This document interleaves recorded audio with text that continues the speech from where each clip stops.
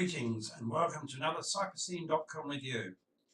My name is Chris Elliott and I've been following the activities through social media postings of the No Straws walkers who've been out on hot morning training walks in our mountains for their scheduled walk in aid of the No Straws North Cyprus campaign on Tuesday 30th of October. I'm delighted that Gary Abbott-Taff, Neil Clayton and Mark Ryan have joined us today to tell us more of their plans for the walk and also their desire to see the plastic waste which is choking our lovely island greatly reduced. Gary, would you like to add a little bit?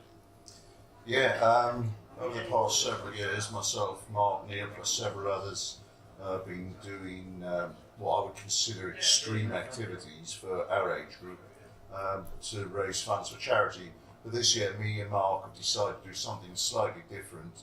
Not for charity, but it's just to highlight the problem with the plastics on the island. And Neil is going to come along as our support.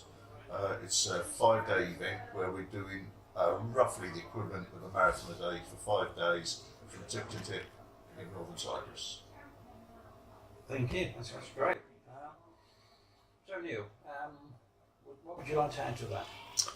Well, as Gary said, we've last couple of years we've embarked on some fairly hard rides. Sorry, I'll start again. Yeah, that's right. Over the last couple of years, quite a few years, we've done some fairly arduous rides, training rides, and basically, as Gary said earlier on, I sort of helped coordinate and support these rides, obviously taking part in them. So here I'm going to try and keep these guys going, keep water, bananas, I'll have a car and I'll go forward, but I'm also going to take my bike, so I will be riding backwards and forwards, so I'll park the car right to see them.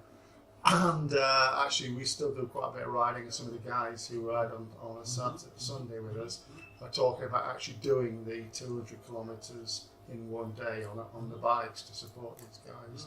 So those plans have been put in place at the moment, so I'll be supporting them as well. Super, okay. Now if I may turn to Mark, who's taken some incredible videos, which is in our video, and these are very thought-provoking. So Mark, what would you like to say about the beauty of this island and the rubbish in it, sitting around it? The island is probably like any other place in the world, apart from it's probably more beautiful, but it's ruined a lot by the litter and rubbish that people throw away. As has already been said, we've done various rides. We've rode all the way around the island. We've rode to the top of Troodos, and a lot of it is on what we would call in the UK quiet country roads. Now, along them roads, you notice it more while you're walking, but you're going along the road and every 2 or 3 paces there's some garbage, whether it's a plastic bottle, a beer bottle, even a yoghurt carton. It's just laying strewn at the side of the road until sort of people are educated not to actually discard the rubbish from the cars, then it's not going to get better. And a part of the walk is to highlight the fact, although they've started with the No Straws campaign, plastic as a whole is a big problem. Discarded plastic is a big problem on this island. I mean, just to add to that, as Mark said, we rode around the island, north and south. The south is probably slightly ahead of where they are in education in dropping rubbish. I mean, they're not perfect, but you go around the north and you go to places where you wouldn't dream of rubbish, and it's there. There's just too much of it for a beautiful place like northern Cyprus. I guess one of the problems here in terms of rubbish is we're on a small island and we're aware of the rubbish that's being dumped onto the beaches, both by the sea and also by people. And then further on from that, is there an issue with people here dumping rubbish? From what you can see in other countries, particularly in our homeland, is it any different? Maybe it's a question of education. I think it is. I mean, it's definitely better in the UK now than it used to be.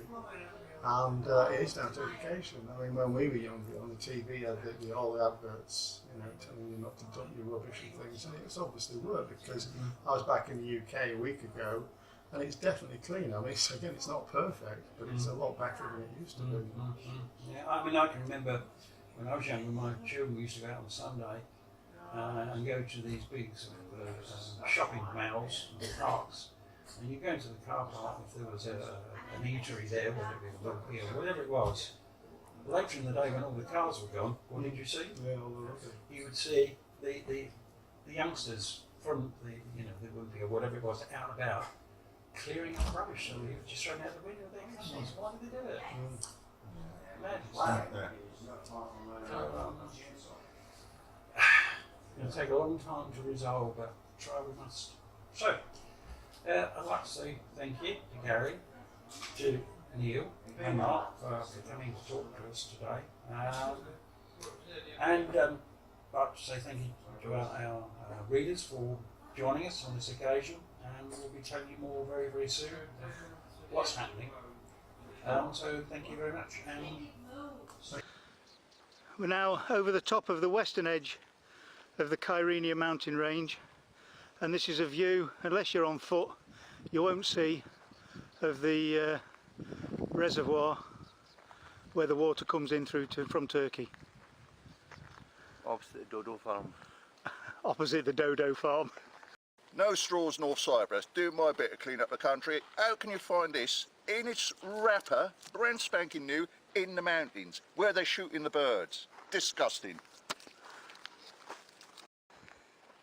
We're now in the Getchikoi reserve, and we believe the shooting season started again yesterday, and this is what we find.